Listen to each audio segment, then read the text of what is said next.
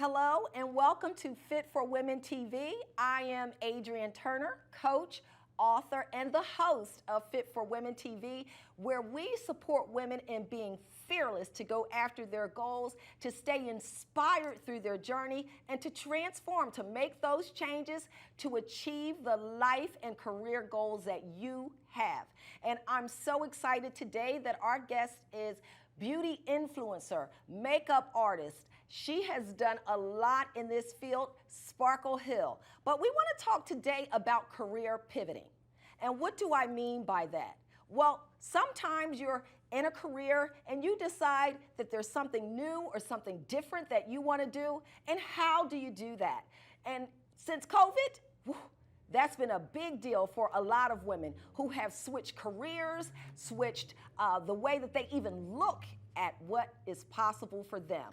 So I'm going to share about Sparkle, and Sparkle is someone that I have known since she was 8 years old. Her mom used to be my hairstylist when I was young, and Sparkle has supported me in so many ways, and I've watched her career grow and blossom, and that's why I thought she'd be perfect to share not only beauty hacks, but her journey with you. So Sparkle has over 19 years of experience as a celebrity makeup artist, and as a child she loved to play dress up, so she is going to share with us about her career in the beauty world. And she also has, this is what I love, she was the lead artist in New York City, Philadelphia's Fashion Week. New York and Philadelphia's Fashion Week. And here's something that I'm going to share before she gets to tell you. She didn't go to makeup school. Anything is possible. So let's welcome Sparkle. Hi everyone. Hello, my name is Sparkle Hill, and yes, I have been a makeup artist for, this is my 20th year. And today I'm here with beautiful Adrian, who, as she said before, she's watched me grow up from a silly little goofy 8-year-old to the grown woman that I am today. And basically we're going to talk about some beauty hacks and some things that helped me pivot my career as well. So, yay! So now, Sparkle, my first memory of your career journey was when you became Miss Teen Pennsylvania. Will you tell us about that part of your journey and how that came about?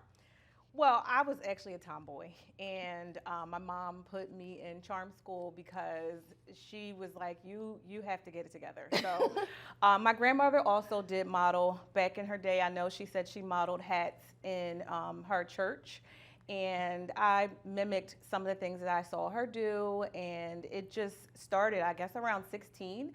When I saw Halle Berry have an interview, and she basically talked about, she spoke highly of a teen pageant that she had been in, which was Miss Teen All-American. That pageant is no more today. However, I did enter myself, and my mom and our church family and everyone around us was very supportive. They helped, we had sponsors and everything, and that's how that started. I didn't win, which was okay, but I did learn a lot from the industry, from us doing our own hair and makeup, to just learning how to, care about yourself in a different way. That's important. That's important. So for those of you who know me really well, you know that I'm all about the hair and the makeup, okay? I just feel that if I look good to myself, that makes me feel better inside. It's my form of self-care. And I know that there are stories that say the way you dress can impress the way that you present the way you feel inside and the way you present yourself. So I love that you shared that part about yourself. And you were a tomboy and then transitioned to teen pageant. Now what happened, because I know the story, but will you share how the teen pageant kind of got a little derailed and pushed you into your next opportunity? So I did model from here to there, every now and then. And Philly was kind of hard. So trying to get to New York was, the ultimate goal. We wanted to be the next Tyra Banks, the next Naomi. And I, of course, tried it. And actually, I was at a photo shoot, and the makeup artist didn't show. So I had this little caboodle. It was probably no, I don't know if people remember the little plastic caboodles that they had. We would get them from Walmart and like the 5 and dime stores. So I had I don't know. What is a caboodle? Is it like a It's like a little package? it's like a little plastic kit that, Okay. I mean, they have huge kits now, but it was like a little plastic kit that you would pull open, and then Oh. it would have levels, and Okay, it was I just gotcha. plastic. And anyway, so I always carried that with me, and the artist wasn't there, so I'm in the bathroom, I did my own makeup, and the other 2 models were like, so what about us? And I'm like, I don't know. I've never done anyone else's makeup, and that was a little over 19 years ago. And the photographer was like, why don't you just become a makeup artist? I was like, because I want to be a model. Right. So I guess, God had other plans, and I would do my makeup. At that time, I worked at Independence Blue Cross, and I was one of the youngest in that field that I was in at, 18, 19 years old. And I was doing my makeup at my desk and, would do it on other people. And that's just how it grew. Practice. Yeah. I always say you don't have to be great to get started, but you have to get started to be great. And other people will realize your passion and support you. I know that's been the story for my career. And you just shared how, being at the right place at the right time, having the right tools, and then taking the initiative. Because what if you would have said, I can't do this, and you would have missed that, right? Correct. And I literally had one eyeshadow pigment from MAC, clear lip gloss, some mascara, and I made it work. And I love those photos. I still look at them today, and they just let me know where I came from. That is so encouraging and empowering. Now, I mentioned in the beginning, I'm trying to get this right, people, okay? And I don't have my glasses, but you were the lead artist with New York City and Philadelphia's Fashion Week. How did that happen? Correct. So New York, actually, Oksana Remy, she was a fashion designer, and I know she still has some dresses now. She needed a makeup artist, and she actually needed 6 makeup artists. Mm. Now, I remember this correctly. She had 12 models, and each of us were supposed to do 2. Well, if you get the tap on the shoulder to tell you to go home, that's not good. Okay. I ended up doing 8 out of the 12 models because the other artists were they just didn't have the experience, and she kept me on as her lead for a few fashion shows. And I've done several, about 6 in New York, and then Philadelphia Fashion Week, same thing. I actually used to work with a lot of hairstylists in the Center City and the Old City area of the city, if you're familiar with that. And I would just network with them, and before I knew it, I was one of the Philadelphia Fashion Week's first makeup artists as a lead, and it was awesome. And you not only have worked with Fashion Week, but Serena Williams, Yes. Some other celebrities. Correct. Behind the scenes, more so with Serena Williams and her Fashion Week, I was actually there for her first live fashion show, which was awesome. That was in New York as well, and she still has her own clothing line to this day. So I'm really proud of Serena. She is a beautiful soul inside and out, and that was just an awesome experience. Okay, so folks, we're going to back it up a little bit. Career pivoting can happen once you get involved, once you start, once you show your passion. People will recognize it, and they can support you, and opportunities will come. It's like the law of attraction. I know I've seen that happen in my career. There are many people who support me because they see my passion. So sometimes you think, I got to have all the right skills, or I've got to know all the right people. Just get started. So Sparkle, share with us, okay, we're going to call it the COVID collision. Okay. All right? We've all been impacted by COVID. How did that impact your career? Because you went from makeup artist and beauty consultant, and at some point you had a beauty studio, and now COVID hits and you're like, I gotta make a change. Yes. So COVID, like so many others, was an experience. It's indescribable. I can't even, So actually February, which was a month before things got really crazy, my fiance and I, we both lost. I had a part-time job as well, because you can't just live off of one source of income nowadays. And we both were laid off on the same day, which was Valentine's Day. And, you know, we sat and we looked at each other and we, you know, laughed, cried, and was like, okay, now what? I can't do anyone's makeup. I'm in their face.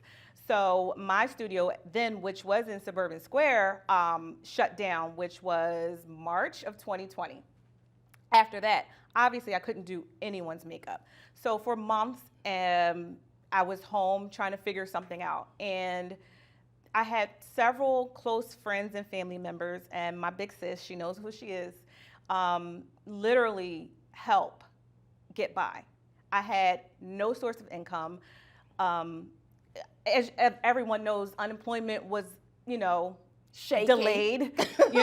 you know, by the time things opened back up, you know, people started finally getting their back checks and things like that. So by then, I still couldn't go back in full time and do makeup because I am in their face. So to pivot, I actually was home and I tried to figure out what I could do for my clients that they didn't have. And a lot of them, number one, did not have brushes. They did not know how to clean them properly. You know, because we were so obsessed with cleaning and sanitization, everything at that time, I said, well, why don't I figure out how to make a brush cleaner at home? Literally, my mom had these empty blue bottles and I ordered some tops and I made the labels and everything at home, mixed it up by myself with essential oils, different natural soaps, so it is a vegan product. And I started doing videos on YouTube and Instagram about cleansing the brushes. And of course, with that, several people saw that online and Facebook friends, some I had never even met, randomly asked, what's your Cash App? What's your Cash App? It gives me chills now because I didn't even really get a chance to fully thank everyone, but I was able to get sample brushes and try to send them out to people to see what their reactions were as well, because I love them. And they grew from there. And the line is called Fly Brushes, which can we get that? Can we see it? Hold it up, Sparkle. Sure. It stands for First Love Yourself, if you can see it. I did not know that. Yes. First Love Yourself. Correct. Mm-hmm. Fly Brushes, okay. Yes. So that, I kept hearing the word in my head in my sleep the entire time through COVID. And I'm like, well, how can I change this? What can I do with Fly? And then the brushes and the brush cleaner just followed. Yes. Now this is it's a vegan line. What makes it vegan? Your organic chemicals? Yes, the organic chemicals, the essential oils, and the brushes. Not one hair was touched on an animal. Oh, okay. We don't want animal hairs. No, I mean, in today's society, we know how sensitive everyone can be. And of course, 20 years in the business, most of the brushes I had from MAC to NARS and other top brands did use, you know, skunk hair, they used horse hair, they used different hairs, and they claimed the animals only had haircuts. We don't know, but I'll leave that alone. Yes. Now we do have vegan options, which are 100% amazing to me. Yes, yes, yes. Well, I'm so proud of you. Again, your story seems to be one you just started doing something and then it caught on. People saw your gift, they saw your talent. You used what you were interested in to create an opportunity for yourself. Yes. Now you've been supporting me with my makeup through my Mrs. Brooks County journeys and everything. There's only 2 people that I use, and you are one of them because we've been together so long and I love and trust you. What would be some of your best advice for individuals who are looking to get into the beauty world? I think... Well, let's say specifically makeup, because the beauty world is like this big, It is right? huge. It's $1 billion company right now. Yeah. But I think one thing that I may not have had back when I started was a mentor. Yeah. Reaching out, asking questions. People, email them, let them know that you're interested. And on the other side, other people who are the mentors, don't be afraid to share your story. Don't hold back. You know, we all have to learn from somewhere, and that's something that I like to talk to, you know, people who of all ages who are interested in starting somewhere, because what happens is we become selfish. Yeah. Not on purpose, but we become selfish. We don't want anyone doing what we're doing. But I'm the complete opposite. I want you to learn. I want to pass the baton. I want to let the next person know, okay, yes, this can be done. Because we hold so many things in I think like I said, we become so selfish, we don't realize it. Yeah. And it's time to just ask questions. That's the only advice that I can say, because I did not have that support. If I did ask someone questions, they would give me a half story or just no story, or I'll get back to you. You know, just talk to them. It doesn't hurt to ask. Well, I think being curious, no, it's not I think, I know. Being curious is not only a leadership skill, but it is a skill that can help you to develop relationships just by asking questions. People are willing to share if, you know, you put yourself out there, and sometimes even not, because people have supported you just based on your energy and your passion. So let's do a few beauty hacks, because I was telling folks that is what we're going to share, because those, again, who know me well know I love playing in makeup, and I think that it's also a way that you can express yourself. Not that everyone has to do it, this is just me, but what would you share as a top beauty hack, especially, I know you got one because of COVID and these masks. Okay, so I get this question often. Now that we are back to doing makeup, even if you're doing an appearance like today, and you obviously have to keep your mask on, a lot of times people are a little bit afraid to put their mask on because they think their makeup is going to smudge. So what I suggest, and I've seen this beauty hack done so many different times, but not every product works for it. So there are setting sprays, makeup setting sprays, that a lot of people like to use before and after. There's an oil control one, which is actually really good if you're going to wear gloss or more of a luster type of textured lipstick. And then there is an original setting spray. So what you want to do is you want to take your mask, the inside of where you're going to put it, and apply it to your face. You want to take the setting spray, preferably the oil controlling setting spray, and you're going to just go ahead and spray the inside of the mask. Basically, you're going to let that dry, and what it does is it's going to become, the transferability is going to be almost to nothing, and you want to let it dry a little bit and then go ahead and apply it. And find a really good setting spray, because they have them all over the place. A lot of the ones that I like to use, this one is Mainline Cosmetics. NYX has one, and a lot of people really love the Urban Decay setting spray. So just let that dry and put your mask on, and you'll be set. Okay. And so that's going to stop my makeup from smudging. Onto the mask. Onto the mask. Yes. Okay. All right. Terrific. And another beauty hack. I want to stick to actually washing the brushes, because I feel like a lot of people think, oh, I've had this brush or sponge for 5 years. How often are you really washing your brushes? So Can I say something? Sure. And I know you're going to get to this, but I realized how important this was because I wasn't cleaning my brushes and my skin was breaking out. Correct. And I was like, what is going on? So yes, the brushes, a lot of brushes, whether they're natural hair or they're synthetic and vegan hair, basically what happens is the bacteria that lives in those brushes can end up back on your face. Take a washcloth, for instance. If you are using a wash towel to wash your face, how often do you change it?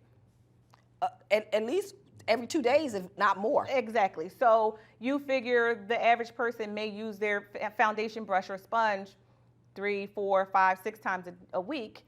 When is the last time that they washed it? A lot of people are guilty. They don't want to admit it. So that's where the brush cleaner came into play. And I know a lot of people like to use Dawn or some shampoos, but what happens with that is it strips the hairs. So then you'll start to see your hairs in your brushes shed. So to stop from that, you want to use a brush cleaner or bath that has essential oils to moisturize the brushes so they won't separate the bristles from its actual most of them are wooden, and then they have a metal right here, right by the brush. You want to not put certain things that are going to make them shed. You want this is an investment. You don't want to mess up your beautiful brushes. That's right. But you do want to make sure you clean them properly and dry them flat. That is probably one of the top beauty hacks that I have, because like I said, a lot of people do not, they just don't think about cleaning them. They just, oh, I'll just toss it and buy a new one. Okay, that's great, but if brushes are an investment and you've spent that money, you want to prolong that and keep them longer. Great. Now I want to get back to fly, okay? Say it again. Fly. First love yourself. First love yourself. Why is that important? In the beauty industry, a lot of us are portrayed as not necessarily loving ourselves, or we hide behind our makeup. And some of us have been guilty of doing that. And I kept having dreams of loving yourself, loving myself. And I wanted to speak to other people and how they would feel about it. I couldn't, I was obsessed over the word. And everyone around me that was, near me during COVID they know. She couldn't stop saying fly. It was fly this, fly that, fly this, fly that. And that's pretty much where it came from. Okay. And I appreciate that because during COVID and even till now, and I can't wait till we get to a point where we're not saying COVID, okay, first of all. But a lot of people struggled during that time and still are women. Now you are balancing. This is what some folks may not know. You have a set of twins and a younger son. Talk about your journey and how you were able to make these transitions and still be a super mom and role model for your children. That was tricky because I didn't have a 100%. It takes a village. Yes. And I was a single parent. I have to also give part credit to my mother and my late grandmother, who also stepped in to be the other parents that I needed during that time. But there were times where, they were busy. I couldn't just rely on them 100%. I had the twins with me. Now, my younger son, he has an advantage, but the twins, it was just the twins and I for a long time. And I had them with me sometimes. I mean, a lot of my clients, they remember, oh, well, it's my wedding day, but I don't have a babysitter. Okay, bring them. And that is not always, the best, but doing what I had to do when I had to do it was probably the most scary times in my life as a mother. But I think it showed them strength. It showed them resilience. It showed them that I love them, and no matter what, I wasn't going to give up. So I think that's embedded in both of them. And actually, all three of them. Sorry, no names. Okay, you didn't hear that. My younger son does see that. He definitely sees that in me, and he appreciates it. And he, sometimes he wishes he was a triplet. He's like, I wish I was born back then because, I saw what you guys went through. So I think he's got it too. Yeah. Now, your daughter, is she, because you've created the entrepreneurial buzz with her, so she was able to, from learning from you, start some things on her own, right? Because of your inspiration. Correct. Yes. She actually, she is going to get into modeling. She's been doing that for a while now. She does love makeup, and she's actually starting her lash line. So I'm excited for her about that because I remember I did work at MAC for about 5 years, and I remember, and I was telling you this earlier, I ran from putting lashes on people. It was hilarious. It was the funniest thing for about 3 months. If you remember, I was in Mac and Cherry Hill, and I would run from lashes, and then I became the lash queen. So she's really good at applying lashes as well. Yeah. So I think, she has a good background in it. Yeah. So your journey was, makeup artist, or first modeling, makeup artist. You had to sometimes work at these what are they called? Beauty counters, because I remember there were times where you were like, you know what, I got to close the studio down so that I could do this, so that, you just kept going. What would you say was your motivation to just keep going, to keep reinventing yourself, to keep finding ways to provide the service based on, how much you love your work?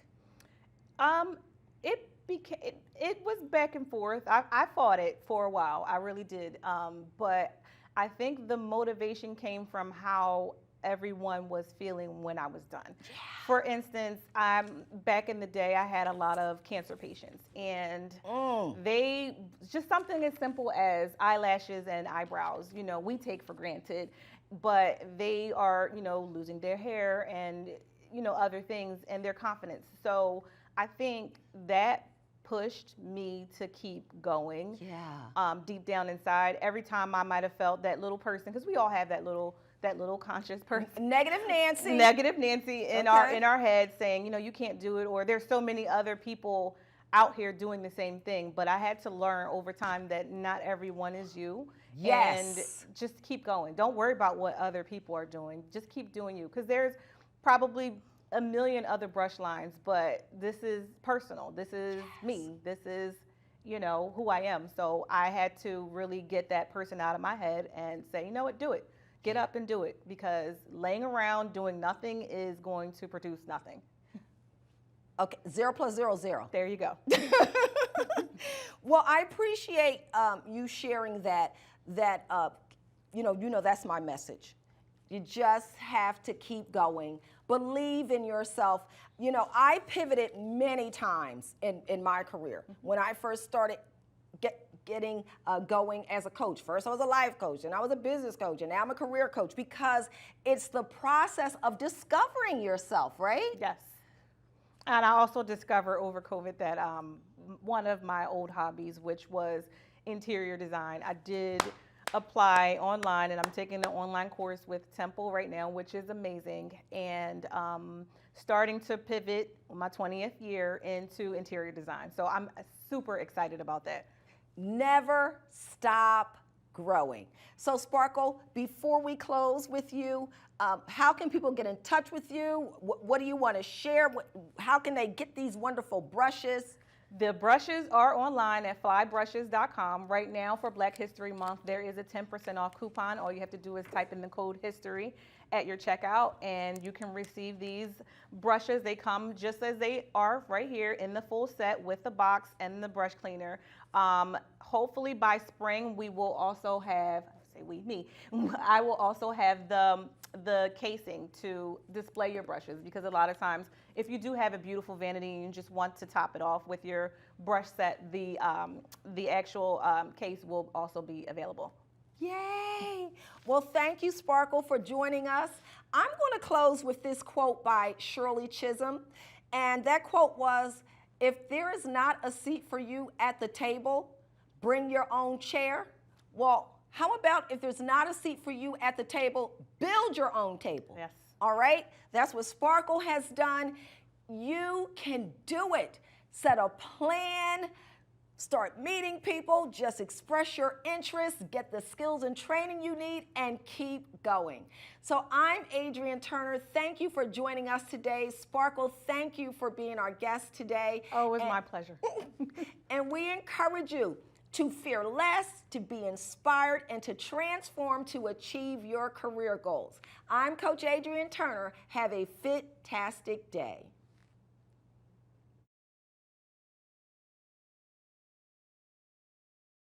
Thank you for watching Fit for Women on BCTV with Coach Adrean. And catch up with Coach Adrean Turner at www.coachadrean.com.